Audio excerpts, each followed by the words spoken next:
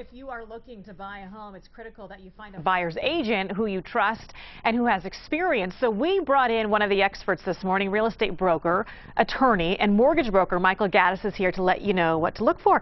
Thank you so much for coming in. We do appreciate it. Thank you for having me. Let's talk about buyer's agents for just a moment. What does a buyer's agent do? Maybe I should ask, what should they be doing? Well, when you buy a home, it's one of the things you only do maybe 2 or 3 times in your lifetime. It's a very large transaction. So what you need to do is you need to find a buyer's agent who really has your best interests in mind. A lot of times people think that being a buying agent is just looking for a house and finding you a house, but that's the easy part. The hard part starts after you get your house and when you get into the transaction itself. You want to make sure that the person has experience, has done this before.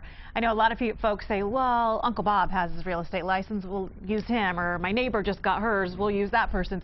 What is the risk in doing that and going with the person that you're familiar with but really has never bought or sold a home before? Well, what you really need to do is find somebody who has the knowledge and experience and negotiation skills necessary to properly represent you. In my legal practice, over 50% of the people who call me complaining about a real estate transaction complain because they're dissatisfied with their buyer's agent. They don't feel that their buyer's agent has their best interest at mind. One of the things that I don't think people realize, what does it cost to have a buyer's agent? Is it any money out of pocket up front? No, not from the buyer's perspective. The seller pays the buyer's agent as part of the transaction. So the good thing is you can pick your buyers, whoever you want as your buyer's agent, and you don't have to pay them to do it. You don't even have to pay them to do it. So No. make sure that you're picky because you're not even paying this person. So they're not going to expect a handout at the end of this.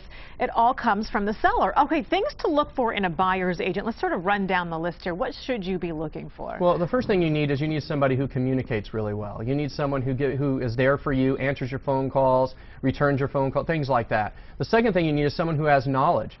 Because the important thing is that you have to understand how a real estate transaction works from A to Z. Not just, as I said, looking on the MLS and trying to find a house. It's a matter of knowing how to go through the disclosures, making sure that you're properly taken care of from a legal perspective. You know, being able to address any issues that might arise during the transaction, which happen quite a bit.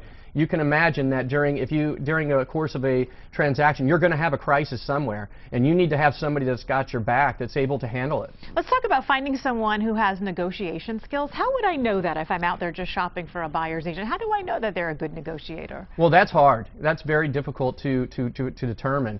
I mean, that's why you really, you know, I've stressed before that you really have to look at the educational background and kind of do your research on whoever you want to have as a buying agent. Like for myself, I'm a trained negotiator. This is what I've done. I went to school for 8 years for this, and this is what I do for a living. So finding someone like myself who can get into a negotiation with somebody is what you really need to find. Let's talk about your background for a moment because you sort of stand apart from the competition in this. You have the trifecta, if you will. You are a mortgage broker, you're an attorney, and a real estate broker. That's right. Talk about how all those three things really matter. Well, I think all 3 skill sets definitely help when it comes to representing a buyer. From a legal perspective, you know, the myriad of legal forms that you have to sign, from escrow documents to just the regular transaction documents and the offer documents, all of those things. And then from a mortgage standpoint, it really helps because, you know, whether you end up using my company to help you find the loan or somebody else, it really helps me to be able to present you in negotiations. So when I'm presenting your offer to the other side, I know enough about loans to really tell the strength of your case.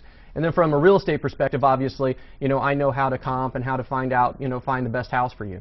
Let's talk about real estate agents just for a moment. Of course, any real estate agent out there would love to double-end a deal. Basically, they would have the listing and then represent the buyer at the same time.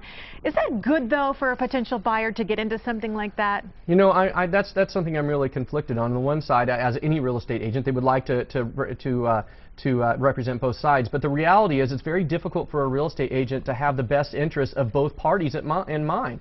What you really want, in my true opinion, is you need to find somebody that really has your best interest 100% in mind, not just, you know, I need to get this deal over with and get it done and try to, you know, you need someone that's going to fight for you. And I'm the guy who's going to fight for you. All right. Let's also talk about your website if folks want to go check them out. MichaelGaddis.com is the website. You mentioned you do a lot of things different for your clients out there, people that are thinking about selling a home, and they sometimes can get their own website through you, right? That's right. I give anybody who wants to sell their house, I give them their own individual website that I'm able to really gear, because as I've mentioned before, the MLS and some of the ancillary websites, they don't really allow us to put as much information about your house as we possibly can. And now that the NAR statistics state that 92% of buyers look to the internet, it's really important to have a good online presence. Right, and marketing is key, absolutely. trying to set yourself. Talk about the summer market right now. What are we seeing out there?